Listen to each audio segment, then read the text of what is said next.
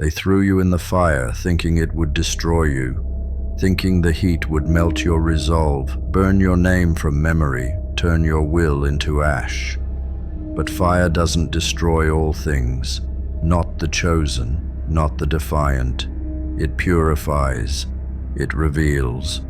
And while they watched from above, laughing, clapping, counting the seconds till you screamed, you were down there in the inferno, transforming, skin blistering, soul hardening, heart slowing down until it beat with purpose, not panic. They mistook silence for surrender. What they didn't realize is you weren't screaming, you were absorbing every flame, every betrayal, every lie, until you stood up in the smoke and the fire bowed to you. They never planned for your return, not like this. They expected a wreck, a shadow, something limping back, begging for mercy, for inclusion. But what they got instead was unrecognizable. You didn't come back with tears. You came back carved from flame, calm, still, eyes black with focus and breath that smells like smoke and warning. You didn't need a rescue arc. You became the rescue no one saw coming. The walking consequence of every shove, every laugh, every door slammed behind your back. You were not forged by kindness. You were shaped by abandonment. Now you move like something ancient, something that's not here to negotiate. You don't walk to be seen, you walk to claim. Because you didn't survive that fire just to rejoin the crowd. You evolved to lead, to dominate, to haunt the ones who prayed you'd stay gone. They can't stand the sound of your footsteps now, not because you're loud, but because they echo with everything they tried to bury. You are the guilt that grew muscles, the silence that grew claws, the forgotten one that returned unforgiving. And now, their peace is shattered, not by rage, but by your stillness. The way you no longer explain, no longer justify, no longer bend. You came back too powerful for their comfort, too focused for their games, too fluent in pain to ever be manipulated again. They wanted you gone, but the fire they fed you to made you indestructible, and you wear that truth on your skin like armor. They lit the match, you became the flame, and now they can't stop the burn. Now they flinch at your presence like it's judgment walking on two legs. You don't speak to be heard anymore. You speak to end things. Period. There's no back and forth, no maybe, no middle ground left. You're not here for closure. You are the closure. The final word in a language they forgot you spoke, and the irony. They created you, piece by piece, every time they ignored you, laughed at your ambition, watched you fall and turned their heads. They didn't realize they were building their own reckoning. Slow, brutal, precise. You didn't crawl out of the fire hoping to be welcomed back. You rose from it with your own throne in mind. You didn't come back to ask permission. You came to take up space unapologetically. Your silence is no longer emptiness, it's weight. It presses on them, makes them sweat when you enter the room, makes their smiles twitch, because they know you remember. Not with bitterness, but with clarity. You don't carry a grudge, you carry receipts. And now, they can't reach you, not emotionally, not spiritually. You exist above them, beyond them, untouchable. They call you different now, distant, unrecognizable. As if evolution was supposed to look familiar. But you didn't come back to be understood. You came back to be respected. And if they can't respect you, they'll fear you. Either way, you win. You were not made to be comfortable. You were made to remind people what happens when the underestimated one stops asking for room at the table and builds their own with flame-scorched hands and burns the old house down behind them. No warning, no hesitation. They fed you to the fire thinking you'd vanish, but all they did was light the fuse. And now, you don't walk in flames. You command them. You don't even raise your voice now. You don't have to. The world leans in to hear what you're not saying. That's power. That's fear wrapped in curiosity. That's what happens when someone returns from the dead with a calm face and a detonator in their back pocket. They see the way you move now, measured, silent, deliberate.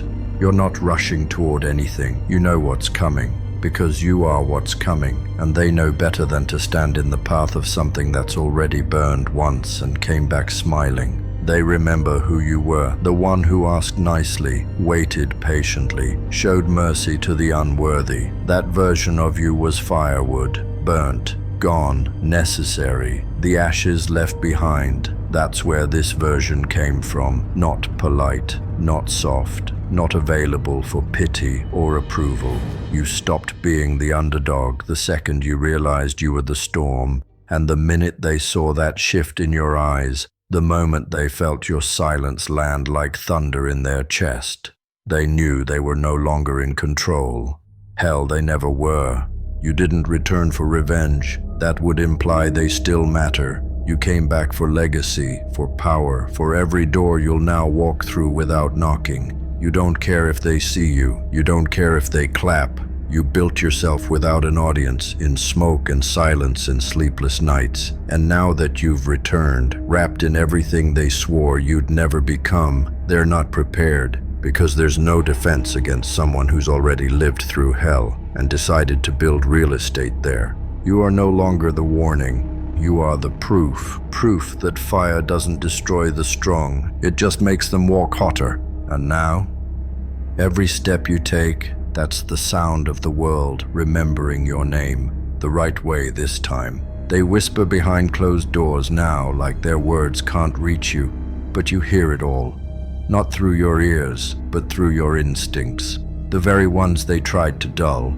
You hear the fear in their voices, the panic in their planning, the tremble in their tone when your name comes up in rooms you don't even step into, because even your absence moves louder than their presence ever could. They feel it, the weight of what they unleashed, the regret of every stone they threw, every chance they had to show loyalty but chose mockery instead. But you don't hate them. You've evolved past hate. Hate is loud, messy, emotional. What you carry now is colder, cleaner, inevitable, a force wrapped in control. You don't waste time plotting revenge because your very existence is their punishment. The way you rise without them, win without them, smile without mentioning them, you don't chase closure. You are closure, a living monument to what happens when the fire doesn't kill you. It educates you. And now they try to act like they always believed in you. Rewrite history. Pretend they didn't laugh, didn't ghost you, didn't pray for your failure when no one was looking. Let them. Let them rewrite the story however they need to sleep at night. Because the truth, it's etched in you,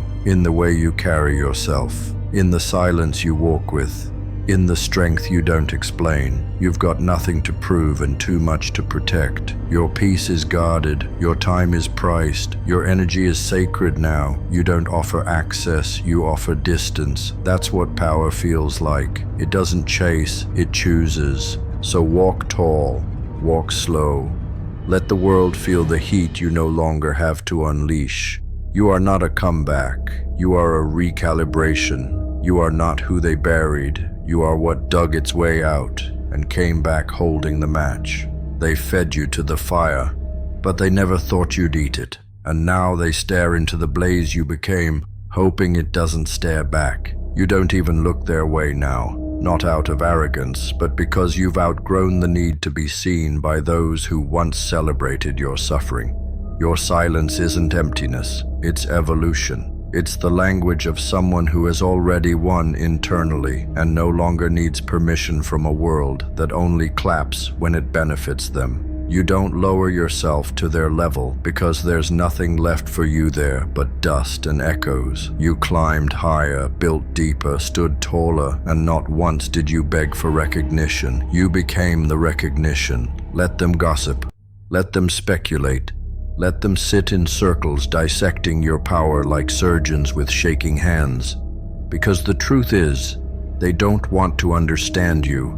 They want to contain you, put you back into a version of yourself that needed them, that apologized for shining too bright, that questioned their worth because others couldn't see it. But that version is gone, burned to the ground with the rest of your former self. And from those ashes rose something unteachable, unreachable, unmatched. You don't speak in threats. You don't deal in petty games. You deal in presence, in the kind of energy that fills a room before your body enters, in the kind of calm that makes even the loudest feel like background noise. You became the quiet chaos they can't escape, the walking consequence of everything they thought wouldn't catch up to them. You didn't ask for power, you embodied it. You didn't shout for revenge, you became the mirror, and they can't stand what it shows them. And now, while they look over their shoulders, unsure if you're coming back to collect, you've already moved on, because the real punishment is knowing they can't follow, they can't touch you, they can't sit where you sit now. You didn't just survive the fire, you mastered it, you wear it, and with every step you take, you leave behind a trail of lessons written in smoke. Like, comment, and subscribe.